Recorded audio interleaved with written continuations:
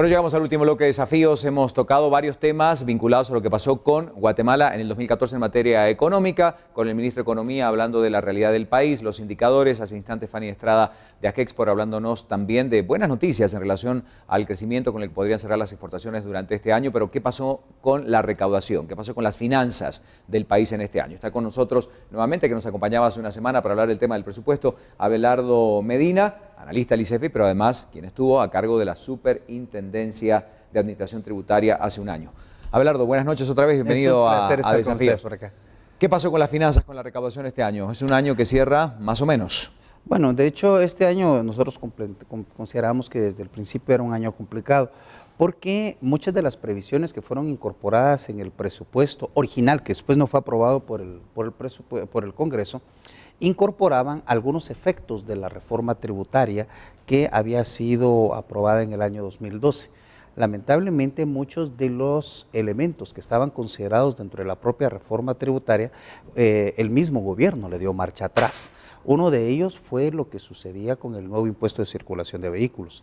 Se sustrajo algunas deducciones que antes no estaban consideradas, que se volvieron a incorporar para los empresarios a partir de diciembre del año pasado. Y por si fuera poco, el gobierno en el decreto 19 de 2013 aprobó un nuevo tratamiento especial para la industria de la construcción. Entonces, lo que sucedió en primer lugar es de que los valores que estaban contenidos en el presupuesto para la recaudación estaban muy por encima de lo que realmente debía dar el comportamiento vegetativo. Claro. Pero hay un elemento adicional. Básicamente, la función principal de la Superintendencia de Administración Tributaria es reducir la evasión. Hay colaterales que mejorar la atención al contribuyente, por supuesto, como lo decía muy bien Fanny, el mejorar la eficiencia en las aduanas es un factor fundamental dentro del trabajo que se debe realizar. Pero en materia específica de reducir la evasión tributaria, nos estamos dando cuenta que al menos en el impuesto al valor agregado durante los últimos 2 años, la evasión se ha incrementado sostenidamente.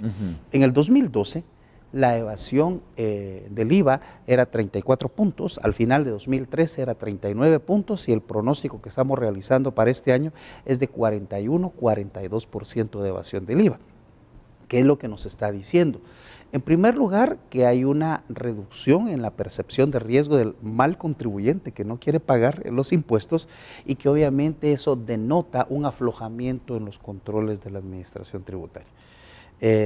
Lamentablemente, además del hecho que los valores que estaban considerados en el presupuesto ya estaban ligeramente inflados, también se le pidió a la administración tributaria que recaudara algo adicional por sus mejoras, por sus mejores controles. Entonces, tanto el elemento que estaba adicional como el de los controles no fueron recaudados por la SAT, y ese es el agujero fiscal que estamos viendo en materia recaudatoria al final de este año, entre 2.500 y 2.800 millones de quetzales. ¿Qué debería hacer ya, entrando en la fase final, Abelardo, para recomponer esta situación el gobierno? ¿Qué pasos debe seguir? Siempre que hablamos de años electorales, se habla de contracción de la economía, se prepara todo un escenario con esta discusión que se dio hace algunos días atrás con el presupuesto en el Congreso de la República. ¿Qué decimos en eso? Bueno, en primer lugar, lo que tiene que hacer el gobierno es manejar de una mejor forma los recursos financieros.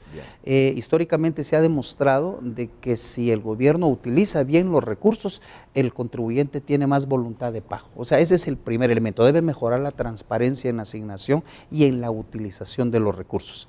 También el gobierno deberá avanzar en tener acuerdos con la recién instalada Corte Suprema de Justicia en cuanto a que los delitos que se consideren tributarios avancen sostenidamente para ser tratados como prioritarios.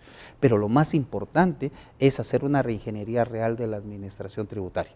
¿Por qué? Porque la única forma de reconvertir a la SAT y que vuelva al camino que tenía antes de 2012, en donde recordemos, incluso era modelo para, de ejemplo, latinoamericano.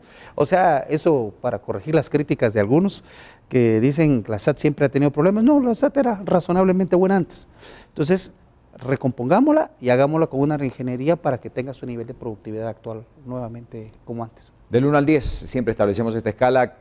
¿cómo calificaríamos el comportamiento económico del país en el 2014? Aquí, antes de dar el número, si lo vemos en términos macroeconómicos, como lo decía muy bien el ministro de Economía, uno podría estar hablando de un 8 o 9 en cuanto a la calificación.